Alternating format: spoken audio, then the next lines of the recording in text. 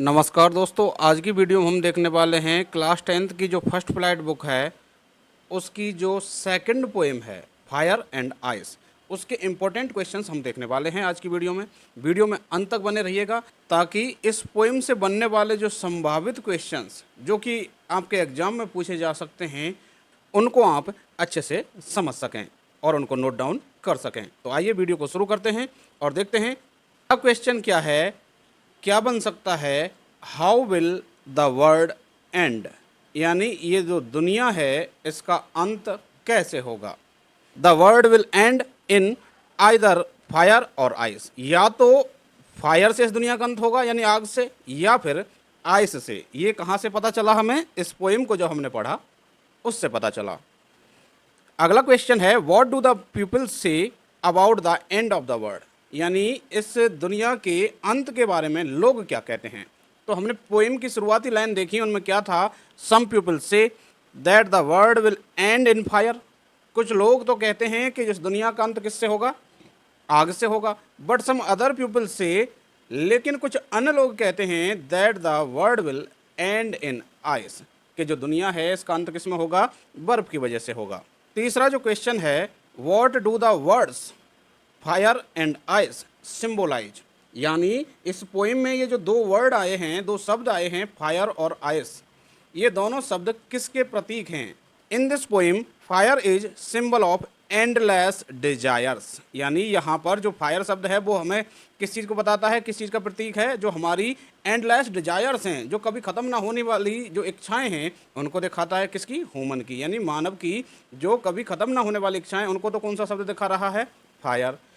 और जो आइस है इज सिंबल ऑफ हेट्रेड, यह है किसका प्रतीक है, नफरत या घृणा का प्रतीक है यहाँ पर इस पोएम में। अगला क्वेश्चन आप देखिए, why does the poet hold with those who favour fire, यानी जो पोइट है वह उन लोगों के साथ सहमत क्यों होता है जो कि दुनिया खत्म होने का कारण क्या बता रहे हैं, फायर बता रहे हैं। तो why does the poet hold with या एग्री विद, यहाँ पर जो होल्ड विद शब्द है इसका मतलब है एग्री विद, मतलब सहमत होना।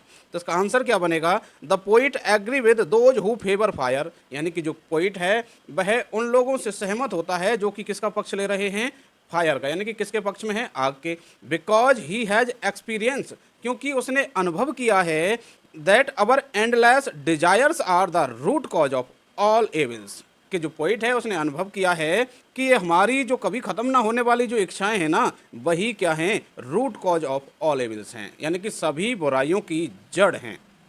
इसलिए जो पोइट है वह उन लोगों के साथ सहमत होता है जिनके अनुसार ये जो दुनिया है वो ख़त्म किससे होगी, आग से।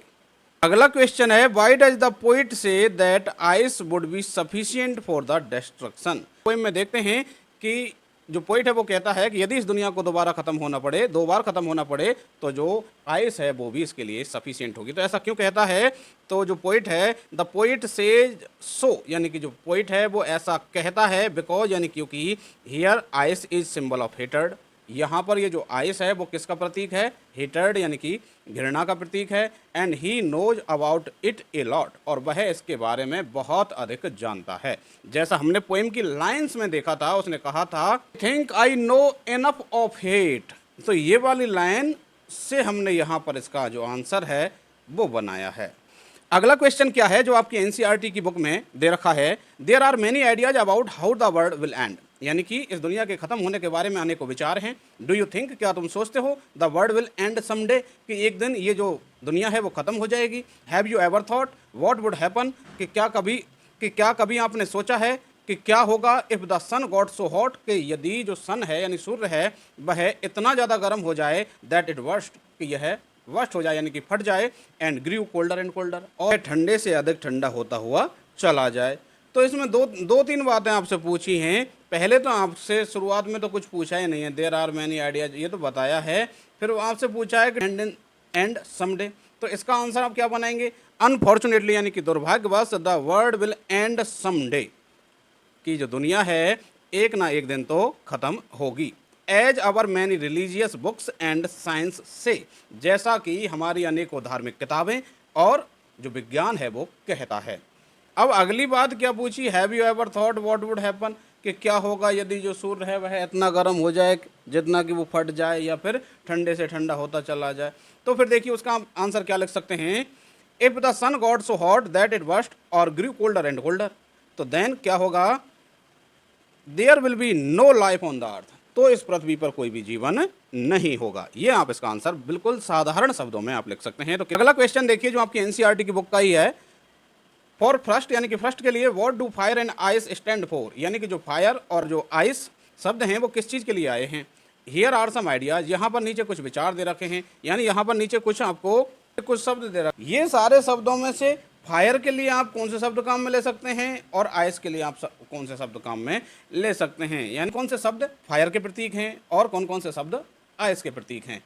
तो पहले तो मैं बात करता हूँ इनके मीनिंग्स की। तो जो ग्रीड है उसका मतलब होता है लालच, और जो एवराइस है इसका मतलब लोभ, और क्रूअल्टी का मतलब होता है निर्दयता, और जो लस्ट है इसका मतलब होता है सेक्सुअल डिजायर, और कॉन्फ्लिक्ट का जो मतलब होता है द्वंद्व होता है, और फ्री यानी क्रोध होता है, इंटॉलरेंस यानी कि असहिष्णुता या असहनशीलता होता है, और रिजिडिटी का मतलब होता है कठोरता, और इनसेंसिटिविटी का मतलब होता है असंवेदनशीलता, और कोल्डनेस का मतलब होता है ठंडापन या रूखापन, इंडिफरेंस का मतलब होता है उदासीनता, और हेट्रेड है इसका मतलब क्या होता है, नफरत या घृणा होता है। यहाँ पर जो फायर शब्द है उसके लिए कौन कौन से शब्द काम में लिए जा सकते हैं, ये जो आपके बिलीव हैं, ग्रीड, एवराइस, लास्ट, फ्री, कन्फ्लिक्ट, ये तो आपके किसके लिए हैं, फायर के लिए, और बाकी के बचे हुए ये किसके लिए हैं, आइस के लिए हैं। इंटॉलरेंस है, क्रूअल्टी है, रिजिडिटी है, सेंसिटिविटी है, कोल्डनेस है, इंडिफरेंस है एंड हेटर्ड है। तो ये सारे शब्द किसका प्रतिनिधित्व करते हैं, आइस का। अगला आपका जो एनसीईआरटी का क्वेश्चन है, what is the rhyme scheme of the poem, यानी पोइम की राइम स्कीम क्या है, how does it helps in bringing out the contrasting idea in the poem, और ये जो राइमिंग स्कीम है वह पोइम के अंदर जो कॉन्ट्रास्टिंग आइडियाज हैं, जो विरोधाभासी विचार हैं, उनको बाहर लाने में यह कैसे मदद करती है। तो सबसे पहले बात करता हूँ राइमिंग स्कीम की। तो साथियों वो राइमिंग स्कीम मैं आपको यहाँ पर इस पोइम की राइमिंग स्कीम है क्या वो नहीं बताऊंगा, लेकिन आपको राइमिंग स्कीम निकालना बताऊंगा। उसके लिए हम चलते हैं पोइम्स की लाइन पर कि जो राइमिंग स्कीम है वो कैसे निकालते हैं, ये जानना बड़ा ज़रूरी है आपको। देखिए जब राइमिंग स्कीम आपको निकालनी हो तो आपको जाना है उस पोइम की प्रत्येक लाइन के अंतिम वर्ड पर जाना है। जैसे यहाँ पर मैंने ये जो येलो कर रखे हैं ना ये वर्ड, ये सब क्या हैं, अंतिम वर्ड हैं उस पोइम के प्रत्येक लाइन के। तो इनको आपको एक बार उच्चारित करके देखना है। अब जैसे यहाँ पर ये है फायर, तो अब इस फायर को हम ABCD का ए नाम दे देते हैं। यहाँ पर फायर ए नाम दे दिया। अब ऐसे ही जितने भी ये शब्द हैं ना जिनमें ये बोलेगा फायर, ऐसा जो साउंड आएगा, जैसे डिजायर, ये भी फायर से सेम साउंड कर रहा है, तो इसको भी हम क्या नाम दे देंगे, ए। फिर आगे चल के आ गया फायर, फिर इसको भी हम क्या नाम दे देंगे, ए। अब इसके अलावा ऐसा कोई शब्द है नहीं। अब यहाँ पर रह गया अपना आइस, तो अब ये फायर से सेम साउंड नहीं कर रहा, तो हम इसको क्या नाम दे देंगे यहाँ पर, बी, आइस। अब आगे चले, यहाँ पर है ट्वाइस और आइस, ट्वाइस दोनों सेम साउंड कर रहे हैं, इसलिए हम इस ट्वाइस को क्या नाम दे देंगे, बी। ये सेम साउंड वालों को नाम दे दिया हमने बी। अब जो हेट है वो सेम साउंड नहीं कर रहा, ना तो फायर से ना आइस से, तो इसको नाम दे देंगे हम सी। और अब यहाँ पर आइस आ गया, इसका नाम क्या दे देंगे हम, बी, क्योंकि किससे साउंड कर रहा है, आइस से सेम साउंड कर रहा है। अब आप यहाँ पर देखिए जो हेट है इसको नाम दिया हमने सी। तो इसी तरीके से यहाँ पर क्या है, ग्रेट, हेट, ग्रेट दोनों एक जैसे साउंड कर रहे हैं, तो इस ग्रेट को भी हम क्या नाम दे देंगे, सी। और यहाँ पर लास्ट में बचा आपका सफाइस, जो कि किससे मिल रहा है साउंड में, आइस से, तो इसको हम क्या नाम दे देंगे, बी। क्या नाम दे देंगे, बी। तो अब आप इसकी राइमिंग स्कीम देख लो, A B, A B C, B C, B. अब साथियों एक और अक्सर आपको कन्फ्यूजन हो जाता है, आपको ये जो पोइम की राइमिंग स्कीम है वो रटनी नहीं है, क्योंकि आपसे वहाँ पर डायरेक्ट राइम स्कीम नहीं पूछी जाएगी। आपसे जब 4 लाइन देकर के जो 2 क्वेश्चंस पूछे जाते हैं उसमें आपसे राइमिंग स्कीम पूछी जा सकती है।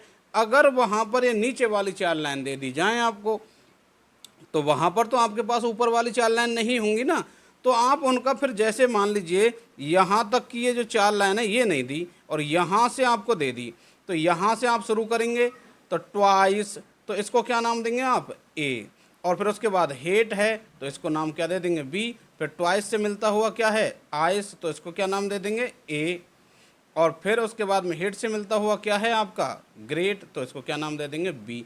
तो उस समय यहाँ पर दूसरे स्टेंजा की जो राइमिंग स्कीम है वो क्या बन जाएगी ए और बी, ए बी, इस तरीके से बन जाएगी। और अब यहाँ पर राइमिंग स्कीम आपने देख ही ली कि पहले फायर को ए नाम दिया, आइस को बी नाम दिया, फिर डिजायर को ए नाम दिया, फायर को ए नाम दिया, तो इस तरीके से आप इसकी राइमिंग स्कीम निकाल लेंगे। अब आते हैं इसी क्वेश्चन के दूसरे भाग पर, how does it help in bringing out the contrasting ideas in the poem. तो it helps in bringing out the contrasting ideas and separate them beautifully. ये जो राइमिंग स्कीम होती है ना, जो कॉन्ट्रास्टिंग आइडिया हैं उनको बाहर लाने में मदद करती है और उनको बड़ी सुंदरता से अलग करती है।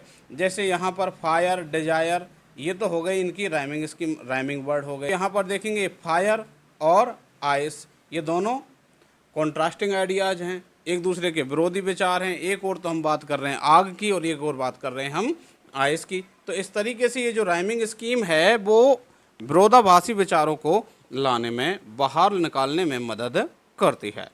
आशा करता हूं दोस्तों आपके लिए जो वीडियो है वह अच्छा लगा होगा, और यदि अच्छा लगा है तो आप इस वीडियो को लाइक करके अपने अन्य साथियों तक भी शेयर कर दीजिए। और यदि आप हमारे चैनल पर नए हैं और चैनल को सब्सक्राइब नहीं किया है और चाहते हैं कि ऐसी ही वीडियोज आप तक पहुंचती रहें, तो आप चैनल को सब्सक्राइब करके बेल आइकन प्रेस कर लीजिए, ताकि हमारी वीडियोज़ की जो नोटिफिकेशन है वो भी आपको समय पर मिल सकें। मिलते हैं अगली वीडियो में, तब तक के लिए धन्यवाद।